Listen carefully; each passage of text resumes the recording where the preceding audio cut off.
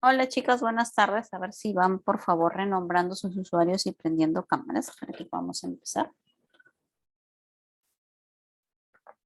Mientras tanto voy abriendo su asistencia para poder registrar.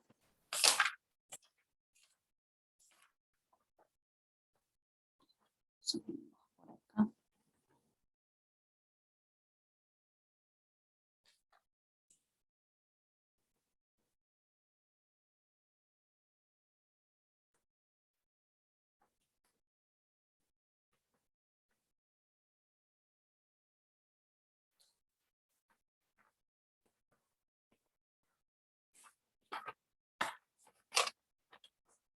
Ok, vamos a empezar.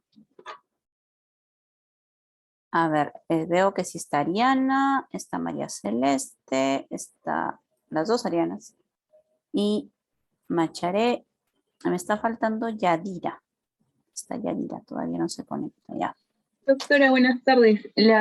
Mi compañera Yadira me dijo que se estaba retirando del curso.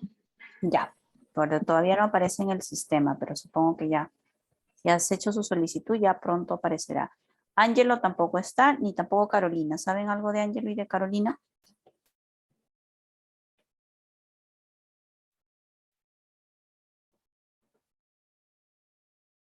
Quizás les avisan que ya estamos empezando, ¿sí?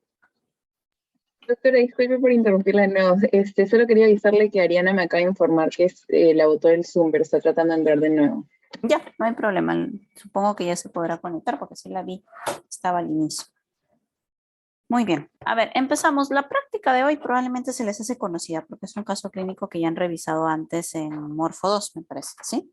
Así que es básicamente para recordar sobre los reflejos y recordar algunas cosas que también vieron en Morfo 3, no es nada complejo, y empezar a introducirlos a lo que sí es más complejo que vamos a ver con los casos clínicos de la próxima semana, ¿ya? Así que es muy importante que entendamos primero esta parte para que la próxima semana se nos haga mucho más sencillo poder entender los casos que se vienen, ¿ok? Entonces, a ver, vamos a abrir por acá la presentación.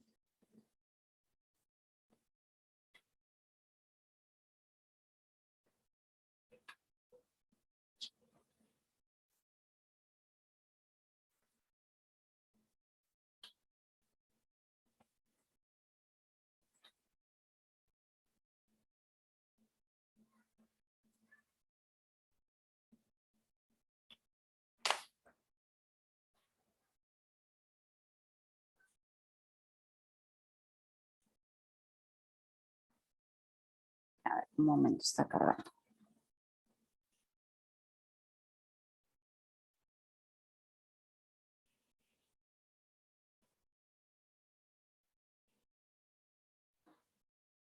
Ok, aquí vamos. A ver, la práctica de hoy se titula Sistema Motor 1 y vamos a hablar básicamente de reflejos y arcos reflejos. ¿Ok? Muy bien. Este es un paciente varón de 25 años que lo vamos a observar en dos momentos en la historia clínica, ¿sí? Vamos a ver una evaluación inicial que lleva por título etapa de choque espinal y una evaluación posterior en la cual se ha titulado etapa crónica, ¿ok? Vamos a leer primero las características de esta primera parte que nos relatan. Ese es un paciente varón de 25 años que llega a la consulta en silla de ruedas.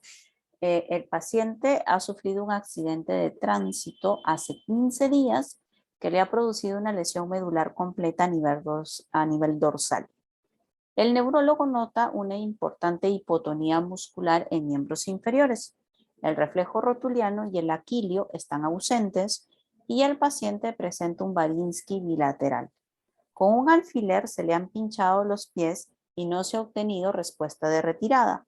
El paciente está anestesiado por debajo de la lesión y además aqueja de una incontinencia urinaria, motivo por el cual le han colocado una sonda vesical. ¿Ok? Esta es la primera parte del relato. En la segunda parte del relato, estamos viendo al paciente al año del accidente en una consulta no domiciliaria. El neurólogo encuentra que ahora el paciente está postrado en cama y las articulaciones de los miembros inferiores muestran una resistencia muy elevada cuando intenta movilizarlas pasivamente. Al golpear el tendón rotuliano con el martillo de reflejos, obtiene una fuerte contracción del cuádriceps y lo mismo ocurre con los gemelos cuando golpea el tendón de Aquiles. El reflejo de Babinski sigue presente, el paciente no muestra ninguna recuperación de la actividad voluntaria debajo de la lesión y continúa anestesiado. Además, existe una lesión profunda que deja al descubierto tejido muscular en la cadera derecha. Okay, este es el relato y ahora vamos a ir resolviendo estas preguntas. Vamos primero a ceñirnos a las preguntas, pero luego yo voy a hacer algunas preguntas además de estas respecto a los datos que tenemos en el caso. ¿Ok? A ver, vamos a empezar con la primera pregunta. La primera pregunta dice, ¿qué reflejo está evaluando el neurólogo al golpear con el martillo los tendones de los músculos esqueléticos? A ver, vamos a empezar con Ariana Carpio. Ariana, ¿cuál fue tu respuesta para esta pregunta número 1? Ya, en este caso estoy evaluando lo que es el reflejo miotático, reflejo de estiramiento, a dos niveles, el primero en el tendón rotuliano y en el segundo en el aquileo. En el caso del reflejo rotuliano se espera una contracción del cuádriceps, mientras que una inhibición de los músculos antagonistas que serían los isquiotibiales. Y en el caso del reflejo aquileo se esperaría una contracción del gastrocnemio isóleo y una relajación del antagonista que sería el tibial anterior. Ok, perfecto. Gracias, Ariana. Vamos a seguir entonces ahora con María Celeste. María Celeste, en la siguiente pregunta nos dicen, ¿dónde está el receptor sensorial que evoca la respuesta contráctil muscular? ¿Cómo explica que el golpe en el tendón logre activar a este receptor? A ver, ¿qué respondiste a esta pregunta, María Celeste?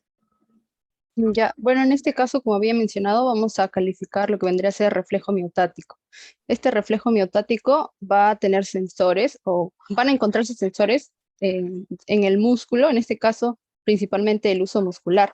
Este uso muscular lo vamos a encontrar en, en la parte interna de los músculos y lo que van a tener van a ser fibras musculares, tanto intrafusales como extrafusales.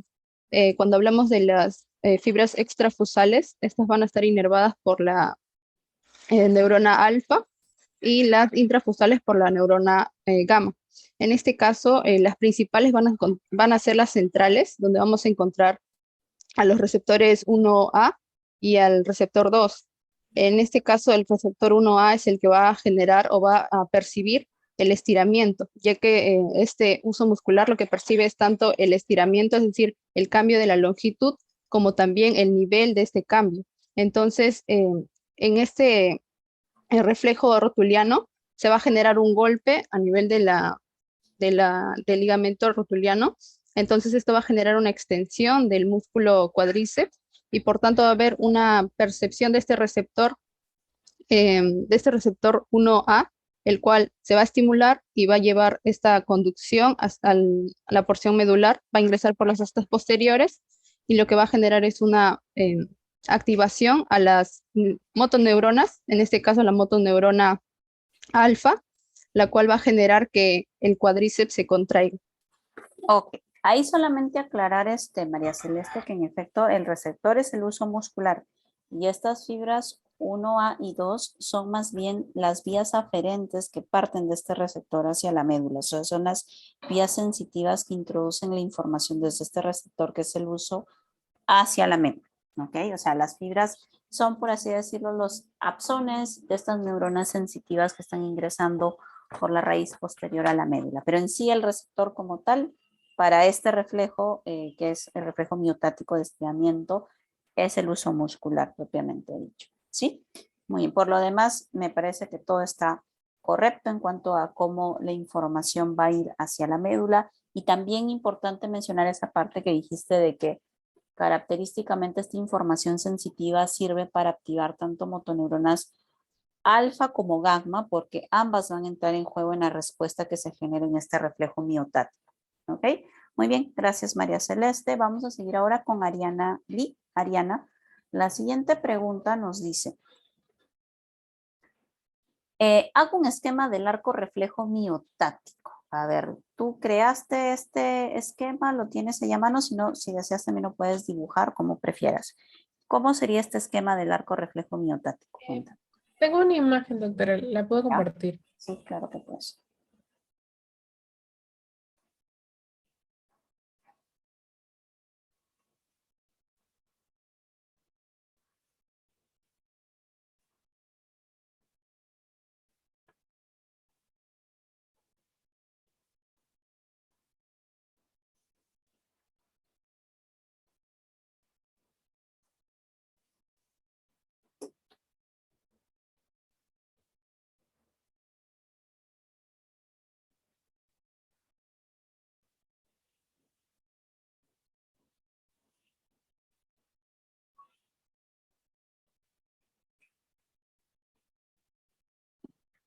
Doctora, disculpe, mi conexión está bastante débil. No sé, no sé cómo puedo compartirlo porque tengo miedo que me ha sacado varias veces en Si teoría y deseas, ahorita trata de también. enviarme por el chat tu archivo y entonces yo lo proyecto. Ya sea foto o como lo tengas, lo envías por el chat y yo lo comparto. Ya está bien, doctora.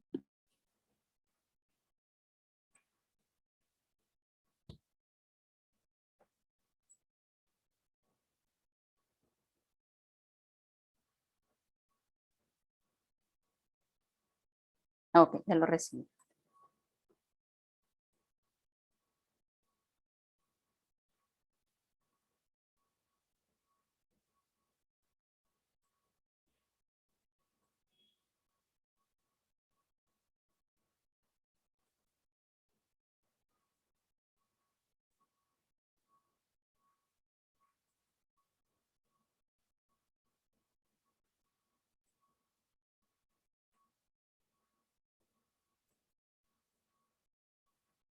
Listo, Ariana.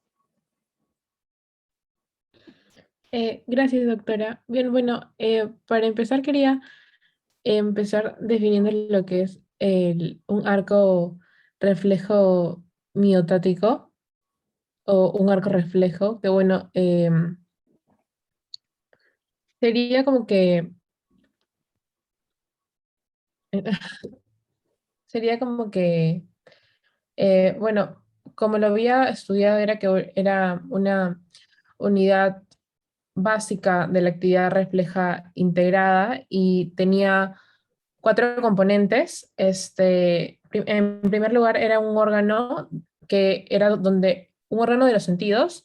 En segundo lugar, estaba una neurona aferente, la sinapsis, una neurona eferente y un órgano efector. En el caso de las neuronas aferentes, estas iban a ser, bueno, por esas neuronas aferentes iban a entrar las raíces dorsales y bueno, van a tener sus cuerpos celulares en los ganglios de los pares craneales. Y en el caso de las neuronas eferentes, iban a salir a través de las raíces ventrales o los pares craneales. Bueno, en el caso de la figura, como estamos viendo, por ejemplo, en donde está señalado el uno, bueno, podemos observar que son los usos musculares, que en este caso va a ser el receptor. Y bueno, en la parte 2 podemos ver también, perdón, en la parte 2 el uso neuromuscular.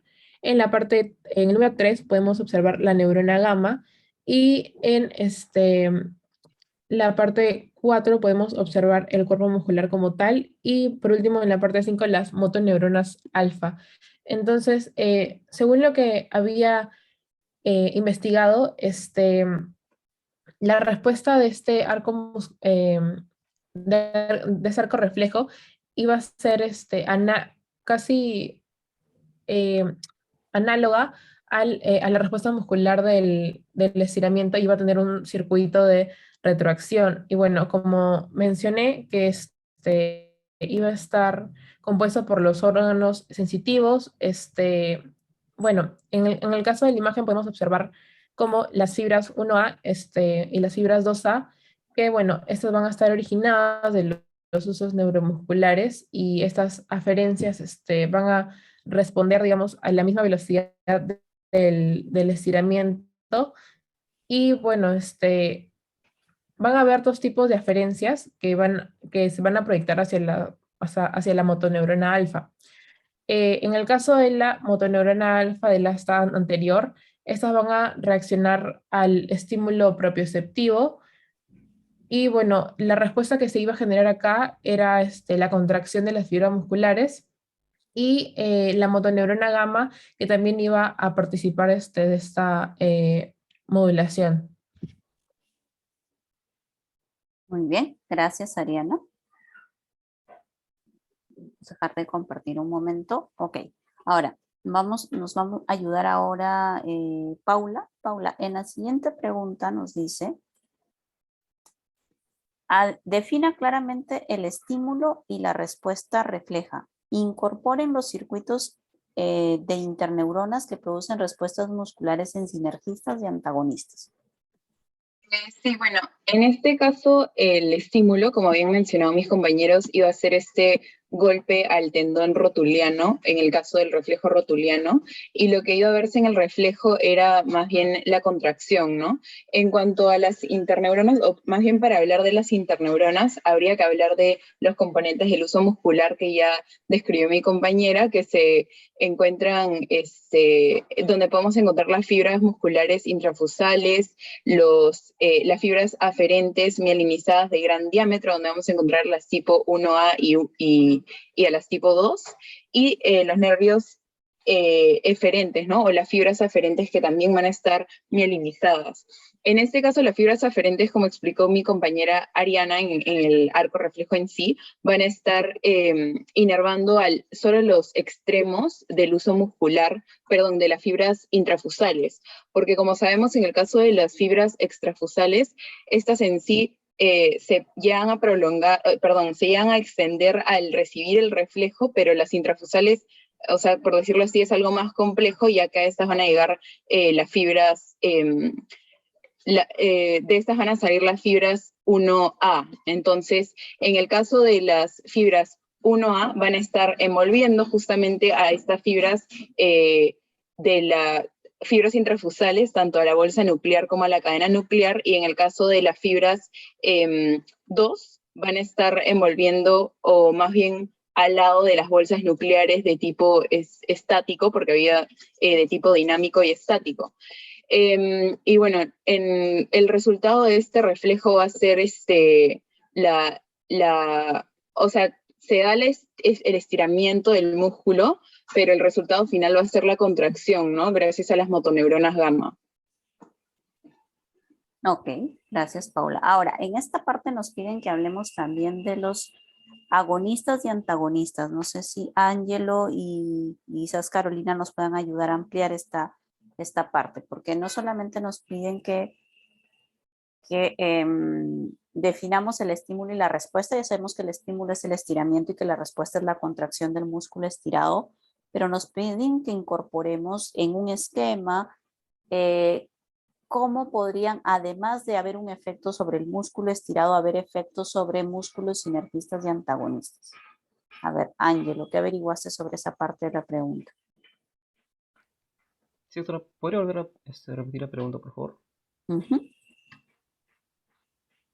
La pregunta dice, incorpore los circuitos de interneuronas que producen respuestas musculares en sinergistas y antagonistas. En el caso del reflejo miotático, para que sea esta respuesta, ¿no? Como por ejemplo, el uso muscular va a captar esta información, este estiramiento, y lo que va a querer es, en los músculos antagonistas, va a ser una contracción. En cuanto a los antagonistas, lo que se daría sería una flexión, ¿no? Recordamos esta vía, ¿no? Que va desde los usos musculares a través de las fibras 1A, e ingresa a la médula por el asta dorsal, y luego ahí tiene es monosináptico, ¿sí? A través de una sinapsis excitatoria, lo que realizaría es el movimiento, ¿no? La contracción de este músculo antagonista. En este caso hablaríamos del bíceps, por ejemplo. Mientras que también tiene otro tipo de sinapsis, la cual va a ser una sinapsis inhibitoria a través de una interneurona, mediante el cual esta va a va a inhibir a esta motoneurona para que se vaya el tríceps, pero esta se va a extender, ya no contraer como si fuera el bíceps. Y de esa forma es como actuaría. Ya, más o menos nos vamos acercando. A ver, Carolina, ¿quieres complementar esta pregunta? Sí, doctora. Tengo un esquema justo de ello.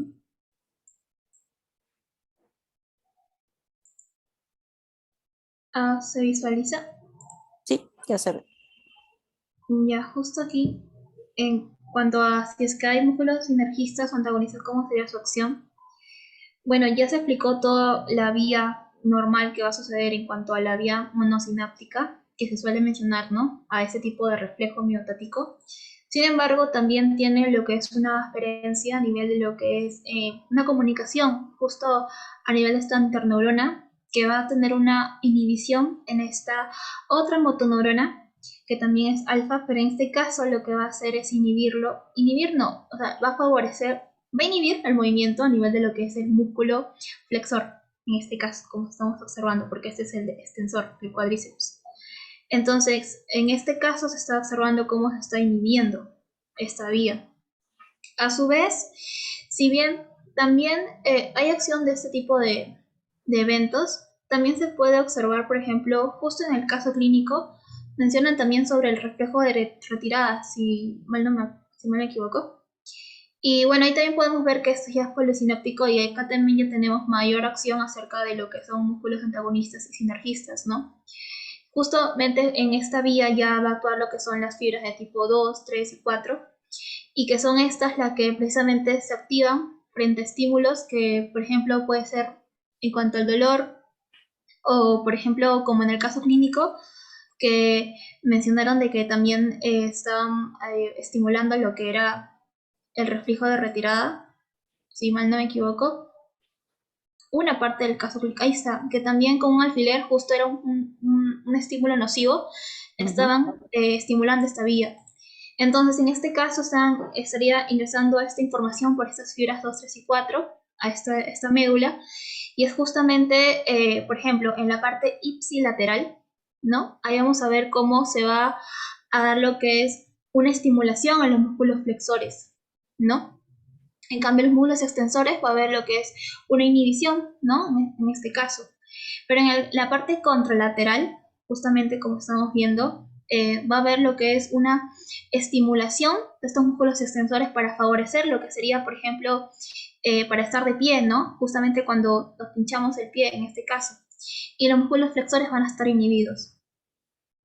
Y eso sería a nivel de un ejemplo también de cómo hay antagonismo y sinergismo en cuanto a los reflejos. Ya, perfecto. Pero nos vamos a centrar un ratito, dejamos de compartir, Carolina. Nos vamos a centrar básicamente en el reflejo miotático porque las últimas dos preguntas que vamos a tener van a estar relacionadas al reflejo miotático. Entonces, si nosotros no entendemos bien este mecanismo del reflejo miotático, no vamos a entender cómo se da el control por las vías descendentes, ¿ok? Entonces, a ver, es cierto, este reflejo está diseñado para que ante el estiramiento el músculo responda con contracción. Es decir, el músculo que se estira es el músculo que se contrae, ¿no? Como respuesta de como parte de esta respuesta estereotípica de este arco reflejo. Pero característicamente este reflejo no solo se limita a esa respuesta, sino que se amplía a través de las colaterales de esta vía sensitiva, permitiendo que además del músculo estirado se contraigan sus músculos sinergistas o agonistas, es decir, aquellos músculos que hacen la misma función que este músculo en esa zona del cuerpo. Por ejemplo, como decía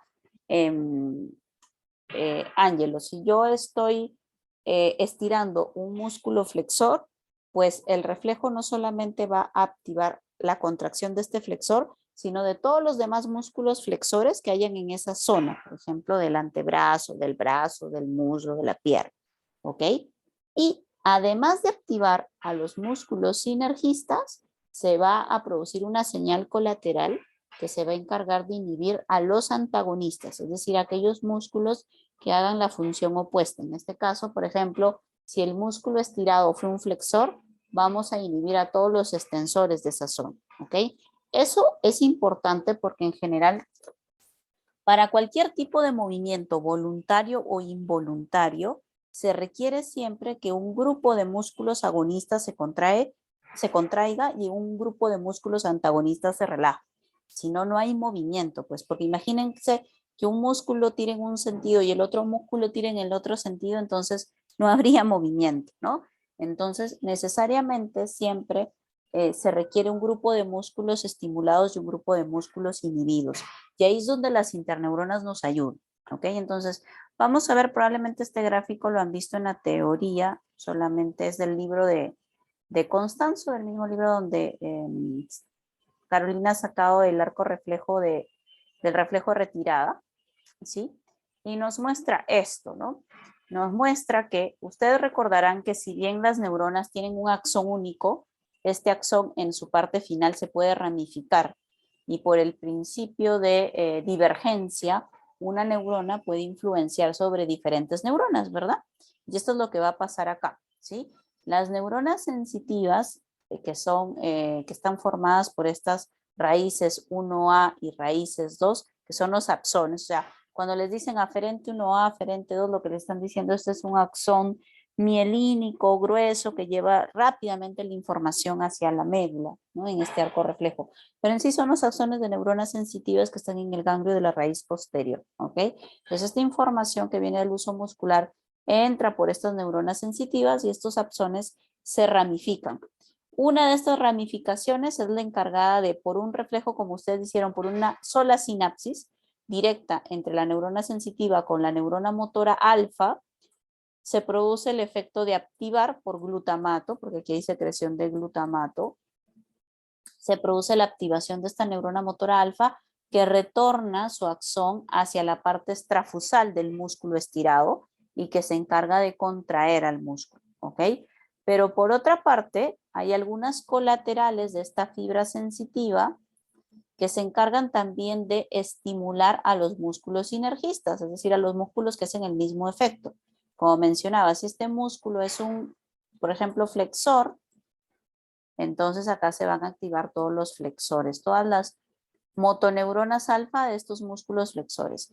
Y por otra vía colateral, que ya no es tan monosináptica, sino que es disináptica porque utiliza acá una interneurona, se libera glutamato para activar esta interneurona de Renshaw, que característicamente es inhibidora y libera glicina sobre la motoneurona alfa que va hacia los músculos antagonistas, haciendo que estos músculos antagonistas se relajen, ¿ok? Entonces, a esto se referencia este circuito, o sea, no solamente tenemos un efecto directo sobre el mismo músculo, sino también un efecto excitador sobre sus agonistas y un efecto inhibidor sobre sus antagonistas, ¿ok? Muy bien, a ver, vamos a seguir por acá. Y entonces, ya habiendo revisado todos estos reflejos, a ver, por ahí Carolina ya nos ayudó y nos dijo que, vamos a regresar aquí. En esta primera parte del caso, no solamente se nos está hablando de los reflejos miotáticos, ¿no? Porque aquí nos han mencionado al rotuliano y al aquilio, que son los reflejos osteotendinosos, los famosos ROC, que se basan en el principio del arco reflejo miotático, ¿ok?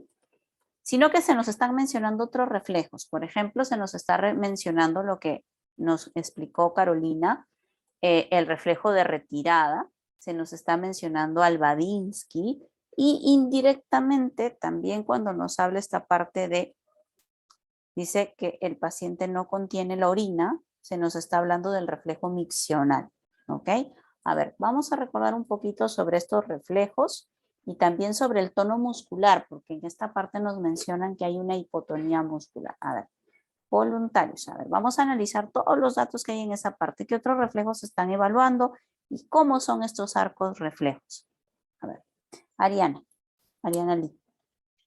Sí, doctora, yo quería mencionar algo breve acerca del reflejo Babinski, que cuando estaba investigando, me tomé los propioceptivos, que habían 5 de estos, 3 en extremidades superiores y 2 en inferiores, y después en el caso de los reflejos nociceptivos, donde estaba que esos reflejos nociceptivos van a estar desencadenados por efectos nocivos que pueden lesionar los tejidos, y los estímulos aquí, por ejemplo, pueden ser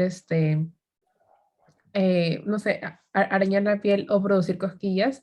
Y bueno, generalmente se reconoce esto porque tienen reflejos de asa larga que tardan mucho en llegar al cerebro, y aquí habían dos: el reflejo corneal y la respuesta plantar, que era el Babinski, y que eso podría indicar una lesión del haz córtico espinal. Quería mencionar eso, doctora. Ok, gracias, Ariel. Seguimos con Carolina.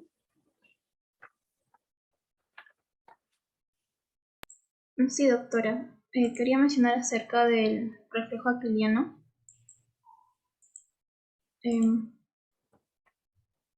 ¿Se visualiza mi pantalla?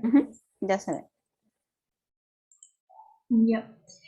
Bueno, el reflejo aquiliano se caracteriza por, justamente como estamos en esta, se va a estimular justamente en esta posición, que es en dorsiflexión. Ese justamente también característicamente se va a estimular a lo que sería, en este caso ya no al tendón que va a estar en la rótula, sino al nivel del tendón de Aquiles, que esto va a generar también, justamente cuando se estimula ese tendón de Aquiles, justamente ese uso neuromuscular se caracteriza por que su cápsula va a estar en el contacto con lo que sería este tendón, ¿no? Entonces, cuando se estira ese tendón, también va a ocasionar que se estira este músculo muscular y de esta forma haya una sensación, y se caracteriza por ser esto precisamente una estructura sensitiva. Entonces, va a ocasionar lo que es por vía sensitiva mediante las fibras, que también, como es un tipo de reflejo miostático, va a ser tipo 1A y 2, que se caracteriza por ir por el nervio tibial, ¿no? En este caso, en el nervio tibial, sí. Y luego estos de aquí van a ir también lo que sería la médula, en la parte sensitiva, que sería la parte dorsal, van a ingresar.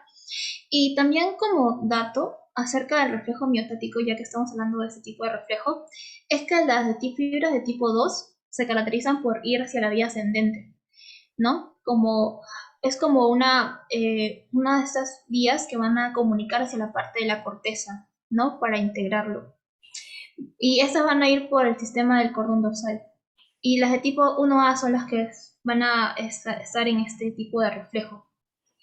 Bueno, las de tipo, justamente ya cuando se está dando esta conexión, como normalmente es con la motoneurona, justamente con la motoneurona alfa, se va a dar toda esta vía y finalmente se va a favorecer lo que es, en este caso, lo que mencionaba era la flexión plantar del pie, ¿no? Y es justamente también, no solo la motoneurona alfa, sino también puede estar, por ejemplo, la motoneurona gamma, que la motoneurona gamma se caracteriza por ir justamente a estas fibras intrafusables, y de esta forma le estaría informando que, al uso muscular, sobre esta tensión que se está dando, y también lo que le va a caracterizar es que se va a volver mucho más sensible, ¿no? Hipersensible. Y es justamente cuando esto, supongamos que se daña, justamente el uso muscular se va a volver menos sensible y los reflejos miostáticos se pueden ver afectados. Yo sería todo, doctora. Ok, gracias, Carolina. Y seguimos con Paula. Sí, doctora. Bueno, yo he investigado algunos datos acerca de la incontinencia urinaria de la paciente. Lo que yo había visto es estas alteraciones en la parte de la vejiga. Yo había visto que cuando las lesiones se daban entre la parte sacra de la columna y el tallo encefálico, lo que podía llevar era dos cosas: a una sobreactividad neurogénica del detrusor, y también podía llevar a una pérdida del sinergismo entre el detrusor y el esfínter y el esfínter uretral, me parece, ¿no? Entonces, lo que iba a llevar a estas alteraciones era que, en primer lugar, se iban a dar contracciones descontroladas del detrusor, mientras que se da la fase de llenado de la vejiga, esto debido a justamente el reflejo sacro alterado, ¿no? Y esto iba a dar como consecuencia el cierre del esfínter uretral, lo que iba también contribuir a la retención o la obstrucción del flujo urinario. Entonces, en esta paciente podemos ver dos cosas de las cuales estamos viendo la incontinencia. La incontinencia se puede deber a justamente esta sobreactividad del detrusor, pero también puede haber o puede estar acompañada por la retención urinaria, justamente por esta falta de sinergismo o sinergismo entre el detrusor y el esfínter uretral. Ok, Muchas gracias, Paula. Seguimos entonces con Ariana Carpio.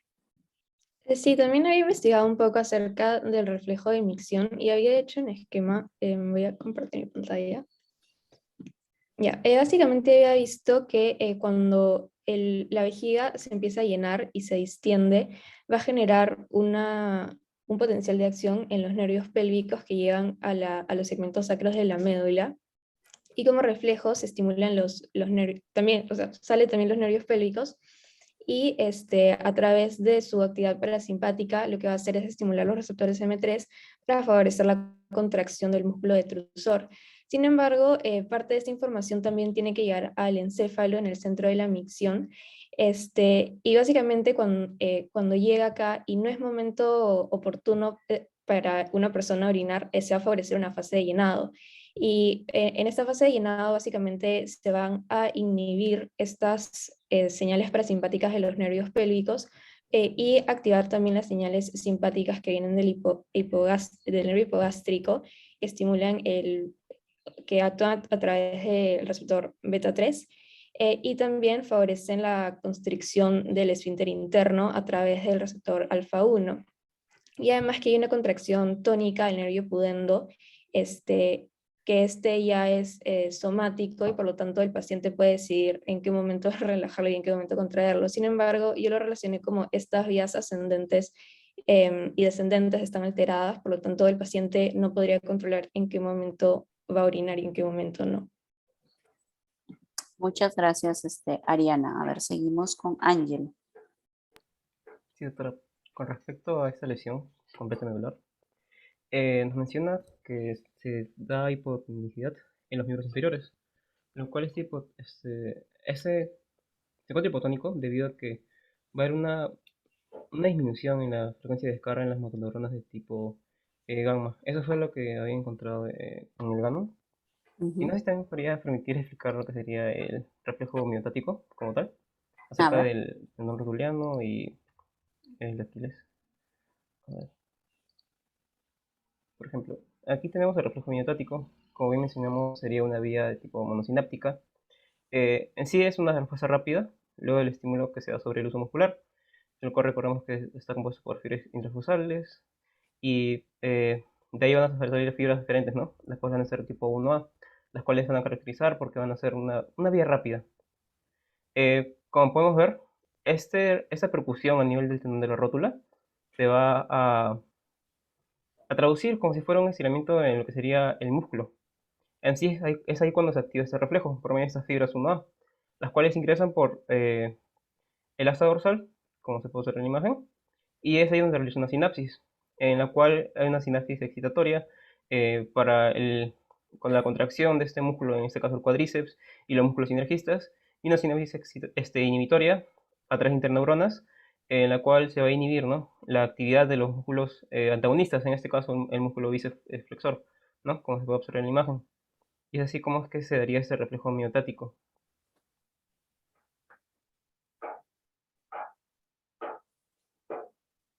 Ok, gracias, Ángelo. A ver, terminamos con María.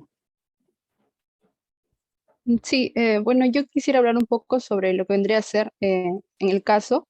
Mencionan que se le realiza un pinchazo en la pierna al paciente y este no responde, es decir, que no genera esta acción de retirada de la pierna por un estímulo de dolor. En este caso, van a ocurrir dos mecanismos, ¿no? Que vendría a ser el reflejo el reflejo flexor, que es cuando se retira la pierna, es decir, se retira del estímulo, y el otro que vendría a ser el reflejo extensor cruzado, que es la acción de la pierna contraria, ¿no? En este caso, lo que va a ocurrir es que ante un estímulo de dolor, se van a generar una activación de los músculos flexores. Por lo tanto, al estimular este conjunto de músculos flexores, se va a ejercer el levantamiento de la pierna, además de que se van a inhibir los músculos extensores. En este caso, lo que se va a lograr es que se aleje del estímulo que genera el dolor y se mantenga esto debido a que va a haber un momento que se denomina como post-descarga, que va a ser consecuente del retardo en las interneuronas. En este caso, esta post-descarga lo que va a permitir es que la persona que ha sufrido este estímulo tenga un tiempo más para alejarse de este estímulo y por tanto, digamos que es un mecanismo de cuidado para evitar otra vez volver al mismo estímulo de dolor. Y con respecto al reflejo cruzado, en lo que se va a generar es todo lo contrario con, en este caso, el miembro que ha percibido el dolor. En este caso, lo que se genera es una estimulación de los músculos extensores y una inhibición de los músculos flexores. Lo que va a generar es que la persona se encuentre en equilibrio, es decir, que se encuentre parada de manera más fija. Ya, en este caso, también va a haber un mecanismo o un tiempo de post-descarga, pero este va a ser más largo y nuevamente va a generar como un método para que se evite nuevamente volver a este estímulo y es como un mecanismo de cuidado. Más que todo eso, doctora. Pero en el caso del paciente, como menciona, no va a tener este mecanismo de retirada, por lo que se podría decir que tampoco se va a presentar el reflejo cruzado y esto podría ser más que todo porque hay lesiones a nivel de las motoneuronas, como también de las neuronas que son aferentes y que van a llevar el estímulo. Ok, gracias María. A ver, terminamos con Carolina. Carolina, ¿algún comentario más sobre los reflejos que están evaluando en el paciente? Sí, doctora. Acerca de la incontinencia urinaria, quisiera mencionar acerca de que en este caso yo considero de que justo en el caso mencionan que la lesión va a ser a nivel dorsal.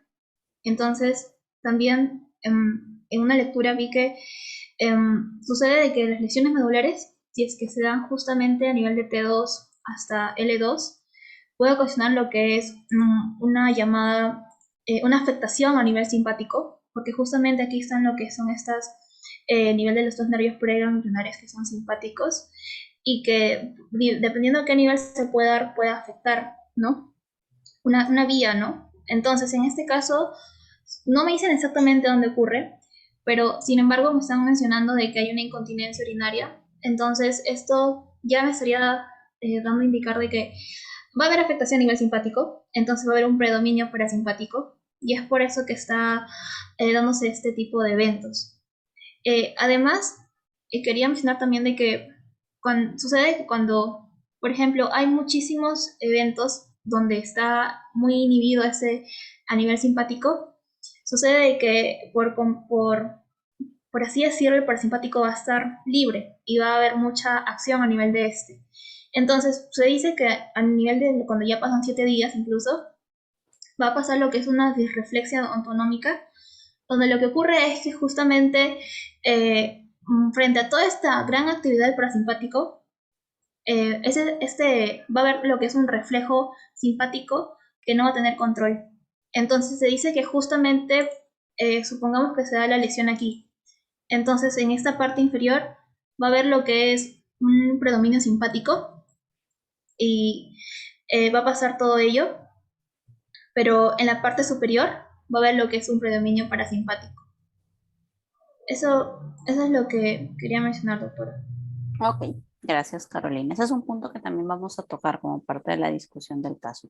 Ok, a ver, vamos a avanzar un poquito con la pregunta que nos continúa y dice lo siguiente. Ok, en efecto, durante estas primeras semanas, en esta parte que dice etapa de choque espinal, lo que estamos viendo es que los reflejos están disminuidos o ausentes. Prácticamente el rotuliano, el aquilio están ausentes, el de retirada también está ausente y aparentemente el reflejo meccional también está ausente, por eso el paciente tiene que usar una sonda vesical.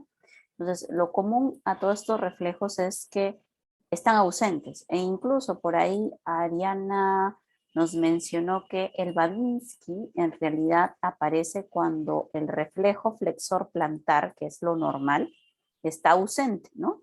El reflejo flexor plantar está ausente y es reemplazado por el Babinski. ¿Okay? Así que yo encuentre Babinski es sinónimo de que no hay reflejo flexor plantar normal, ¿no? Entonces, lo que nos está hablando aquí en conjunto todos estos datos es de que hay una ausencia de los reflejos, ¿ok? Entonces, vamos a esta pregunta que dice, durante las primeras semanas después de una lesión a nivel de la médula, el paciente experimenta una severa hipotonía y arreflexia por debajo de la lesión, que se llama fase de choque espinal. El arco reflejo miotático está intacto para los músculos cuyos centros integradores quedan por debajo de la zona espinal lesionada. Elabore entonces usted una hipótesis para explicar la hipotonía y la arreflexia. A ver, me dejo entender con esta pregunta. Lo que nos están diciendo aquí es, a ver, si esta es tu médula y tu zona de lesión, según lo poco que sabemos, es dorsal alta, ¿sí? Porque esta lesión es dorsal alta, ¿sí? Supongamos ya que sea D4 o T4, ¿sí? ¿Por qué si tus segmentos por debajo de esta lesión teóricamente están intactos? O sea, D6, D7, L1, S1, S2, todo lo que está por debajo esté intacto, porque entonces no hay reflejos. Se supone que, por ejemplo, el reflejo rotuliano es información sensitiva que entra aproximadamente entre L1, L4, algunos autores dicen L2, L3, L4, ya. Más o menos entre L2 y L4. Ya, ahí se integra. Se supone que estos centros integradores lumbares están intactos. Y entonces, ¿por qué si están intactos no está apareciendo el reflejo rotuliano? ¿Por qué si los segmentos S1, S2 donde se integra, L5, S1, S2 donde se integran el reflejo aquilio están intactos? ¿Por qué no está apareciendo reflejo aquilio? Porque si los segmentos sacros donde se integra el reflejo miccional están intactos, no está apareciendo reflejo miccional. Esa es la pregunta básicamente. Y para eso necesitamos que ustedes nos elaboren hipótesis. Más que elaborarlas, haberlas leído. A ver qué han leído sobre lo que pasa en la etapa de choque espinal. ¿Por qué desaparecen los reflejos transitoriamente en esta etapa de choque? A ver, los escuchamos. Empezamos con Paula. Sí, doctora. Bueno, yo cuando estudié la lesión medular, el shock espinal, inclusive el shock neurogénico, había encontrado que se da en el caso de lesión medular, una lesión primaria y una lesión secundaria, pero un artículo mencionaba 3 fases de esta lesión: la aguda, la subaguda y la crónica o intermedia crónica. La intermedia crónica la quiero dejar para luego porque se relaciona con la última pregunta, en mi opinión, y según mi teoría. Pero en el caso de la fase aguda, en este caso justamente se refiere a la lesión, que puede ser una sección completa de la médula, y lo que ocurre es que en esta parte de la lesión se van a ver dañados tanto oligodendrocitos, células de la glía, las neuronas, e inclusive se lesionan los vasos sanguíneos o el aporte sanguíneo o la microvasculatura que está rodeando esta parte de la médula, ¿no? Entonces, lo que ocurre es que se empiezan a liberar varias moléculas que van a contribuir aún más a la respuesta inflamatoria que se va a dar en esta zona, así como a otras respuestas inmunes, como la activación de la microglía. Y en este caso, al interrumpirse o a lesionarse estos vasos sanguíneos, empiezan a soltar o a liberarse células inflamatorias, citocinas, otros péptidos vasoactivos, inclusive tales como factor de necrosis tumoral y algunas interleucinas, y lo que pasa acá es que se da una respuesta inflamatoria exagerada. Y en la fase subaguda más se relaciona con la irregulación que va a haber de calcio intracelular por la excitotoxicidad que se relaciona con la acumulación de los neurotransmisores, y la isquemia que también va a estar asociada a esta, que también aquí se dan un montón de cascadas que van a aportar aún más a la inflamación, a la necrosis, a la isquemia del tejido, ¿no? Tanto por liberación de más células inmunes como los macrófagos, los linfocitos, entre otros, y por radicales libres. Entonces, en cuanto a esta parte de por qué el paciente presenta hipotonía, hiporreflexia o arreflexia, yo había visto que se dan fases de recuperación después del shock espinal. Y la primera fase consiste en esta hipotonía y se va a dar en las 24 horas. Y lo que había visto es que como la facilitación de la vía descendente, por ejemplo, acá están las reticuloespinales y las vestibuloespinales, se ven interrumpidas, entonces las motoneuronas gamma pierden su función, o sea, por así decirlo, tónica, lo que va a generar que en los usos musculares la excitabilidad esté disminuida y por ende los reflejos van a estar disminuidos. Ok, gracias, Paula. Entonces, Paula ya nos ha propuesto una de estas teorías que involucra el choque espinal. A ver, escuchamos a Carolina. Sí, doctora. Bueno, en este caso, yo quiero proponer dos teorías. Que la primera va a ser justamente cuando va a estar involucrado lo que son estas vías extrapiramidales que van a ser afectadas, ¿no? En este caso, justamente estas van a tener una influencia en este reflejo miotático. Y como estas vías están viniendo de la parte superior, son extrapiramidales, pero aún así vienen desde la corteza, van a estar afectadas precisamente. No va a haber una conexión, entonces no van a estimular. Y de esta forma incluso va a generar que haya una hipoexcitabilidad a nivel de este reflejo. ¿Y cuáles van a ser esas vías? Por eso, podría ser lo que sería la retículo espinal, o por ejemplo la que sería vestíbulo espinales, ¿no? Que en este caso, por ejemplo, van a, por ejemplo, excitar a lo que sería a los músculos en este caso, extensores, pero luego eso sería en el reflejo miotático, ¿cómo sería su acción? Pero también, por ejemplo, otra forma sería, por ejemplo, justamente en esta lesión medular, como había mencionado mi compañera ya más bioquímico, sucede que estas neuronas, precisamente cuando está habiendo esta lesión, van a liberar su contenido, ¿no? Por ejemplo, lo que está parte intracelular, el potasio, todo ello. Y esto puede generar una hiperpolarización y también incluso se puede esto extender a otros segmentos, ¿no? Esta inflamación, este edema. Entonces también ahí puede haber comprometido otros segmentos que son adyacentes. Y mi segunda teoría sería a nivel de lo que son las motoneuronas gamma, que estas también van a tener influencia desde esta vía extrapiramidal, exactamente en el retículo espinal, que estas van a tener una excitabilidad. O sea, lo normalmente es que esta vía reticuloespinal va a tener lo que es una aferencia a nivel de lo que es esta vía, y va a volver de que esta motoneurona gamma haga su función normal, que es sensibilizar más al uso muscular, ¿no? Pero si es que está afectado, entonces ¿qué va a ocasionar? De que se va a volver hiposensible, hipoexcitable, y de esta forma no va a haber una sensibilidad en este uso muscular, de esta forma no va a haber este reflejo miotático que normalmente había, ¿no? Y así se va a volver hipotónico, porque ya no va a ser sensible a lo que normalmente era. Ya sería mi teoría. Ok, gracias Carolina. A ver, seguimos con Ariana Lee. Sí, doctora, había visto de que, como mis compañeros, la lesión espinal se dividía en 3 fases: la fase 1 o descarga simpática, la fase 2 o shock espinal y la fase 3 crónica o reflex también. Y en la fase 2 del shock espinal se iba a iniciar minutos después del trauma y podía durar hasta 8 semanas. Y bueno, como vemos, en el caso se caracterizaba por una parálisis flácida distal a la lesión y también arreflexia, entre otras cosas, hipotensión, bradicardia. Y bueno, esto era debido a que existía una hiperpolarización neuronal de tal manera que hacía que los estímulos cerebrales sean insensibles y esto se manifestaba como mm, una pérdida de función y también que la actividad que se encontraba bajo el nivel de la lesión se encontrara disminuida. Y bueno, mi hipótesis sería de que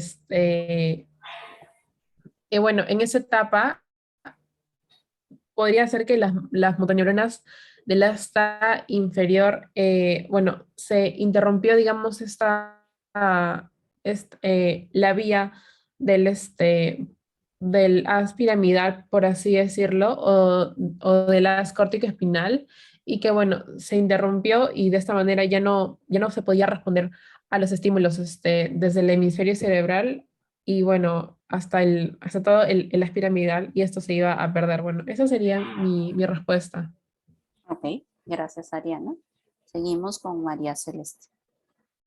Mm, Sí, doctora. Bueno, con respecto a ello, también había leído que tras una lesión de médula se va a generar un proceso fisiopatológico que lo podemos clasificar como primario y secundario. En este caso, cuando hablamos de la lesión o del estadio primario, vamos a hablar principalmente del daño que ocurre a nivel de la sustancia gris. En este caso, van a ocurrir problemas tanto a nivel del daño celular, que vendría a ser el daño de las neuronas, como también procesos de daños de las arterias, que va a generar una isquemia y también un proceso de tipo inflamatorio. En este caso, se van a generar muerte celular, es decir, un daño principalmente estas neuronas que van a generar estos procesos de conducción. Asimismo, también va a haber una alteración con respecto a la composición o al medio, debido a que van a existir un incremento de lo que vendría a ser la liberación, el ingreso de calcio a las neuronas y por tanto van a generar una mayor liberación tanto de los neurotransmisores como de sustancias o radicales tóxicos. Y ahí esto se acompaña con lo que vendría a ser la segunda etapa o la secundaria, donde se va a extender esta lesión a la sustancia blanca. Ya en la sustancia blanca lo que se va a generar es nuevamente la muerte de estas neuronas, como también una alteración a nivel de las células, los oligodendrocitos, que es, lo que generan es el cambio de la mielina, ¿no? La formación de la mielina que va a permitir el incremento de los potenciales de acción, es decir, que sea más rápido. En este caso, si hay una alteración tanto de las neuronas como también de estos oligodendrocitos, lo que se va a generar es que la transmisión o el intento de transmisión que se quiera generar no llegue hacia el receptor, en este caso eferente, no, perdón, hacia el objetivo, al fin eferente. Entonces va a haber una disminución, en este caso, de las actividades tanto motoras como también sensitivas. Con respecto a los reflejos, esto va a cumplirse debido a que, como no va a haber una respuesta, va a haber tal vez lesiones tanto en la neurona tipo aferente como en la eferente. Entonces, los reflejos van a encontrarse disminuidos. Pero lo que había leído también es que estos van a encontrarse disminuidos por un periodo de tiempo. Y posteriormente, este tipo de reflejos se va a volver independiente, porque si recordamos, van a haber secciones de la médula que van a permitir la conducción de la recepción propioceptiva, que es aquella que es principalmente comandada por tipo de receptores, tanto la tendinosa de Golgi como también la del uso muscular. En este caso, esta vendría a ser la espino cerebelosa, que es la que permite justamente la identificación o el control por parte del cerebelo con respecto a este tipo de actividades. Entonces, si no va a haber una intervención de parte del cerebelo, estos reflejos van a ser autónomos y por tanto pueden generar una respuesta de tipo incrementada, que vendría a denominarse como lo que vendría a ser el cuadro posterior que presenta el paciente, ¿no? Una hiperreflexia, como también un incremento del tono muscular. Entonces, yo creo que parte de eso sería mi teoría, de que inicialmente va a haber una lesión, una alteración a nivel medular, pero posteriormente se va a generar como una recuperación de esta zona, porque recordemos que la porción medular inferior no se va a encontrar alterada, por decirlo así, y por tanto posteriormente va a poder generar estos reflejos, pero de manera alterada, ¿no? Lo que vendríamos llamando como, se me fue la palabra, como espasticidad. Este proceso de espasticidad es lo que justamente va a generar este incremento de la acción de contracción. Ok, gracias María Celeste. Ya nos has ampliado un poco la información, incluso la pregunta también que viene, ¿no? Más adelante. Perfecto. A ver, seguimos con Ariana Carpio y finalmente vamos a terminar con Ángela. A ver, Ariana. Ya, había leído que si bien un componente importante del tono muscular es el arco reflejo miotático, el tono muscular también va a depender de señales que se envían desde centros superiores, incluyendo, por ejemplo, el retículo espinal y el vestíbulo espinal, que van a enviar potenciales de acción tónicos que va a permitir precisamente regular el tono. Sin embargo, en esta lesión modular completa, es en esta fase aguda en la que se genera un periodo de hemorragias, de isquemia y de procesos inflamatorios que conllevan a la necrosis y a la apoptosis, estas vías espinales se van a ver interrumpidas y por lo tanto no va a haber este control de los centros superiores. Leí que esto resultaba también en una disminución en la estimulación de las motorineuronas gamma y por lo tanto los usos musculares pierden su sensibilidad y esto también generaría la hipotonía y también la reflexión. Ok, gracias Ariana. A ver, terminamos con Ángel entonces. Sí, pero voy a compartir. En este caso nos menciona que hay una lesión medular completa y lo que sí va a dar sería una reflexia, la pérdida de los reflejos y también lo que sería una hipotonía. Bueno, en este caso quería mencionarles que en caso de que sea esa lesión medular, esa sección de la médula, ¿no? Iba como que a cortar, ¿no? Estas vías extrapiramidales, como por ejemplo las espinales, las vestibuloespinales y las reticuloespinales. Por lo tanto, recordamos que estas vías van a ser de forma descendente, ¿no? Van a ir desde la corteza cerebral, eh, por la forma de resumen, ¿no? Hacia la neurona motora gamma sensora, a las motoras alfa y gamma en sí. Por lo tanto, creo que también estaría afectado, ¿no? Estos reflejos como tales. Por ejemplo, en el caso de las gamma, ya al disminuir su frecuencia, pues se daría esta hipotonicidad, ¿no? Esta teoría al nivel de los usos musculares. Y en caso de la reflexia, por ejemplo, en las motoras alfa, ¿no? Ya no sería como tal esta sinapsis entre las esta vía ascendente, como se menciona, ¿no? Las vestibuloespinales y las corticoespinales.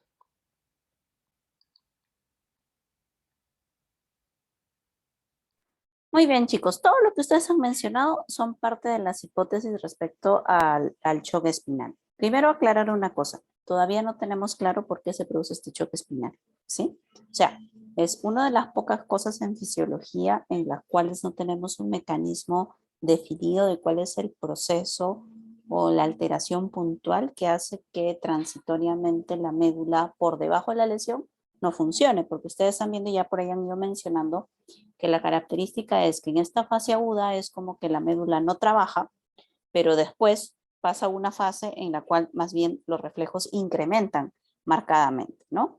Entonces, ¿por qué hay esta pérdida transitoria de la función neuronal en una zona de médula que no está dañada? No se puede explicar netamente solo por la desconexión, porque si no, este proceso se mantendría en etapa crónica, ¿verdad? O sea, si el tema fuera desconexión, entonces las manifestaciones se mantendrían a lo largo de toda la evolución de la lesión medular, pero lo que vemos es que esta pérdida es transitoria. Y entonces ahí han surgido una serie de hipótesis que ustedes han ido mencionando. Se cree que por alguna razón tiene que ver con el segmento dañado. O sea, de alguna forma el segmento dañado influye sobre los segmentos por debajo de la lesión, porque característicamente cuando el paciente sale de esta etapa de shock, el retorno de la función en la médula siempre va de distal a proximal, es decir, los segmentos que están más lejos de la zona lesionada son los primeros en recuperarse de esta etapa de shock, ¿ok? Entonces, se cree que de una u otra forma debe haber alguna influencia del segmento dañado sobre los otros segmentos.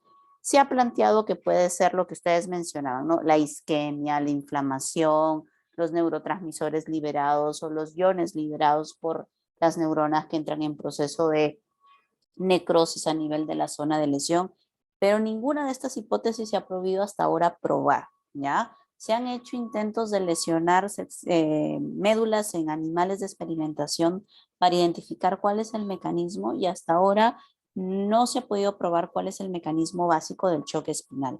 Lo único que sabemos es que esta lesión es transitoria y que de un momento a otro empieza a volverse a recuperar la médula y recupera la parte de los arcos reflejos, más no recupera la conexión que hay con los centros superiores, por lo cual la sensibilidad y el movimiento voluntario no se van a recuperar. Por eso, si ustedes habrán visto en el caso clínico, nos aclara que tanto en la fase aguda como en la fase crónica, el paciente no tiene movimiento voluntario ni tampoco recupera la sensibilidad. Lo único que recupera básicamente el paciente en la etapa crónica es el tono muscular y los reflejos, ¿ok? Y eso es porque la conexión que hay con los centros superiores, si es una sesión completa, no se va a restablecer, ¿ok? Pero lo que sí va a pasar es que los segmentos inferiores poco a poco empiezan a recuperar su capacidad refleja. Ahora, aquí es importante entonces en tener en cuenta que El shock es, como su nombre lo dice, una etapa de no función, pero de no función transitoria. ¿Ok? Muy bien. Entonces, a ver, vamos a ir respondiendo entonces ya ahora la segunda parte de nuestras preguntas. Sí, por aquí. Está un poco relacionado a lo que ustedes han estado mencionando ahorita sobre el shock y sobre lo que viene en etapa crónica. ¿Ok? Aquí nos pide que nosotros hagamos un esquema incluyendo las vías descendentes facilitadoras e inhibidoras de la actividad refleja miotática. Por ello ustedes ya las han estado mencionando.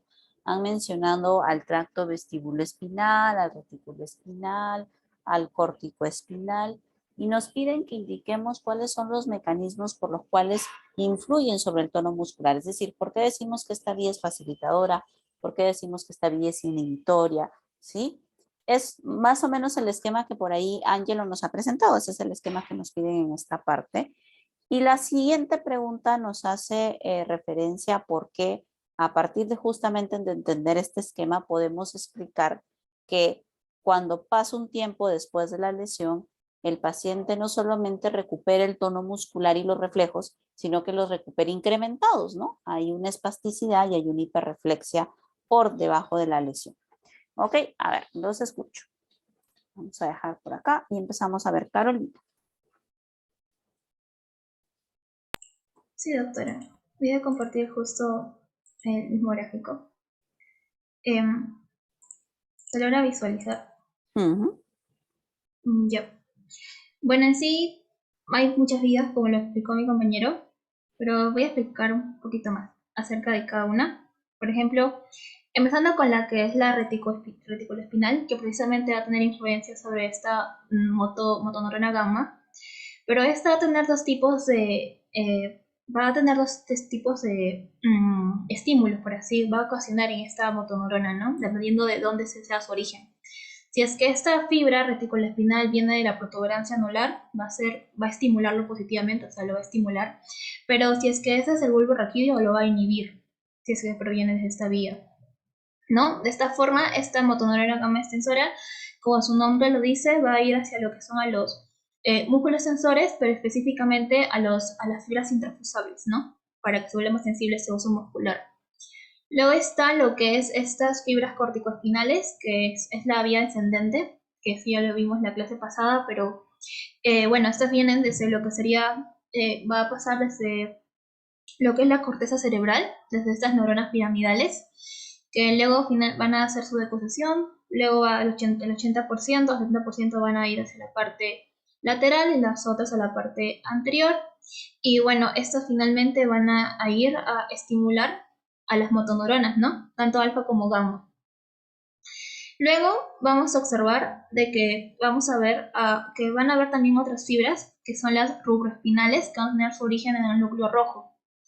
Estas de aquí van a dar una estimulación, van a estimular a estas motoneuronas que son alfa, que son de tipo flexor, y van a precisamente facilitar lo que es la flexión en este músculo. Sin embargo, también puede inhibir al músculo extensor. Y luego también está lo que hace estas fibras vestibuloespinales, que estas de aquí precisamente van a nacer, estos núcleos vesticulares, y estas van a favorecer lo que es positivamente a lo que es esta neurona motora alfa extensora, pero van a inhibir a su contraparte, que sería el flexor. Y eso sería en cuanto a esta parte del esquema. Ok, gracias Carolina. A ver, vamos a escuchar a Ángelo. Sí. Lo mencioné de manera resumida, pero me gustaría volver a mencionarlo, ¿no? Sí. Como podemos ver, estas fibras reticuloespinales van a tener dos tipos de sinapsis, tanto excitatoria o inhibitoria, depende de dónde se lleve la señal, ¿no? Recordemos que es una vía descendente que va a nacer, ¿no?, a partir de la corteza cerebral y va a actuar a través de las neuronas motoras, que van a ser tipo gamma. Estas fibras tipo gamma van a estar asociadas a lo que sería este sensor, ¿no? El uso muscular en las fibras intrafusables, si mal no recuerdo, en la cual, dependiendo si es que va a ser excitatorio o inhibitorio, en el caso de ser excitatorio, lo que iba a aumentar es la sensibilidad de estas fibras. En el caso inhibitorio ocurriría casi todo lo contrario. También tenemos otra vía descendente, la cual sería las fibras corticoespinales, la cual hemos visto justo en las clases pasadas. ¿no? En la cual esta vía descendente nos ayudaría más que todo también al control voluntario, pero también vemos que está asociado a este tipo de reflejos. Como podemos ver, actúa a través de las neuronas motoras de tipo alfa y vemos que cómo actúa, ¿no? A nivel de los diferentes músculos, ¿no? El músculo extensor, también tanto es el músculo flexor y también de forma excitatoria. De similar forma, las fibras rubrifinales, las cuales vienen del núcleo rojo y vemos cómo estas también van a actuar de forma motora, gracias a las neuronas motoras alfa. Similar sería con las fibras vestibuloespinales, ¿no? Que actuarían también lo que sería en los músculos, tanto extensores, como se puede observar en la imagen acá. Y estaría usando todo eso sería mayormente por las neuronas motoras de tipo alfa.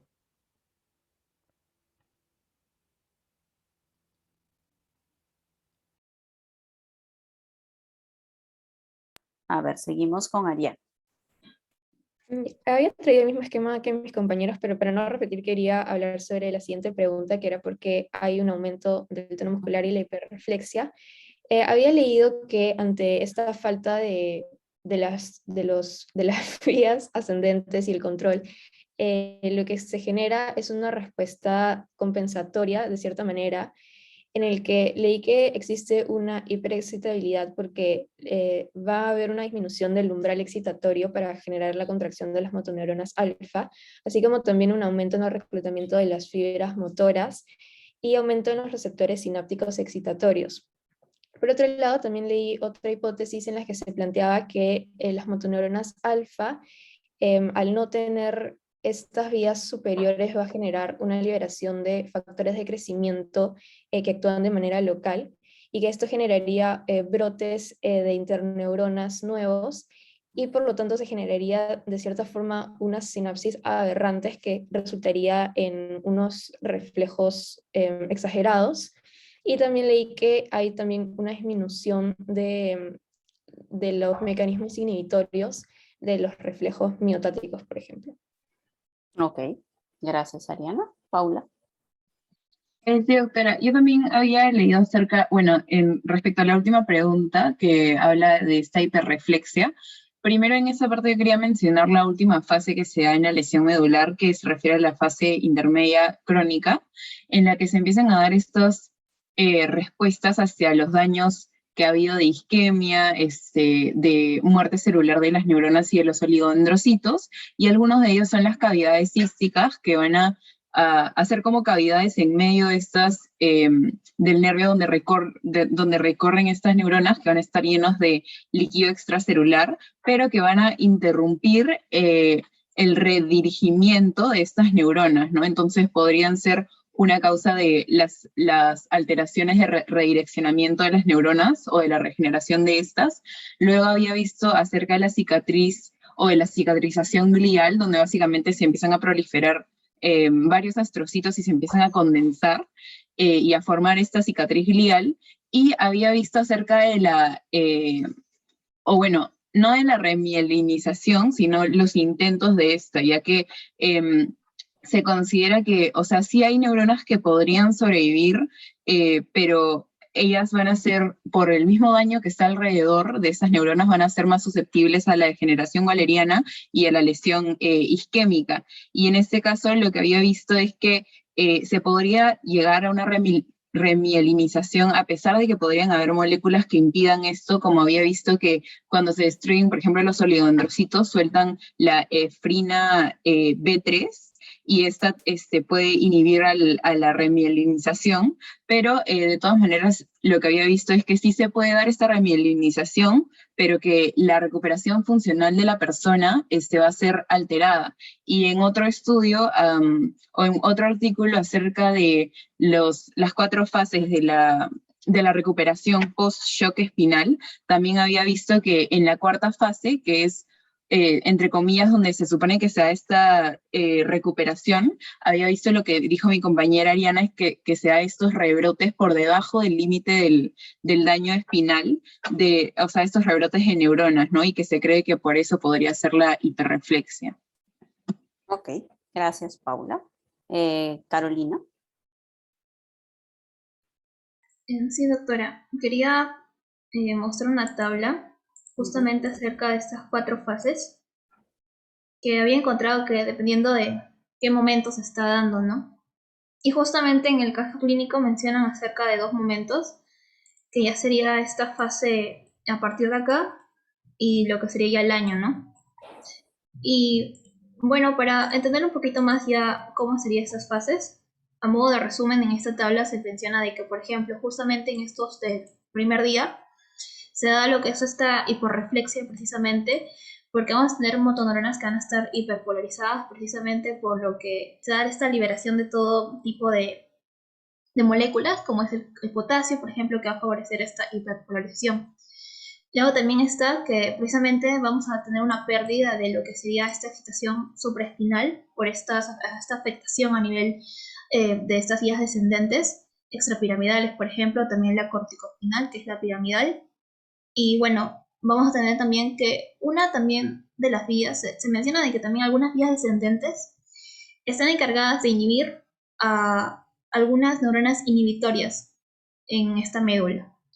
Y que como cuando están afectadas estas vías descendentes, entonces también lo que va a pasar es que ya no van a estar inhibidas estas vías inhibitorias. Entonces va a haber un incremento, pues precisamente mencionan, de una inhibición a nivel espinal. Luego también, por ejemplo, ya cuando pasa de 1 a 3 días después, ya se va a dar lo que es una hipersensibilidad. Es decir, por ejemplo, en este momento se van a crear un montón de receptores de tipo NMDA que van a ser sensibles al glutamato. Y es a partir de aquí donde estos van a tratar de captar todo el glutamato posible, precisamente.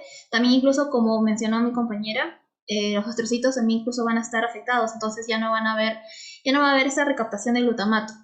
Entonces este glutamato va a estar, por así decirlo, en este espacio sináptico, y estas neuronas, ya después, estos 3 días, van a tratar de captarlo justamente a nivel transcripcional, traduccional, y van a formar estos receptores.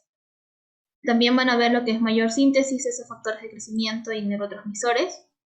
Y luego ya cuando estamos en esta fase, justo cuando mencioné la primera parte de choque espinal, que se está dando lo que es de 1 a 4 semanas, se va a dar también un poco de lo que es la hiperreflexia.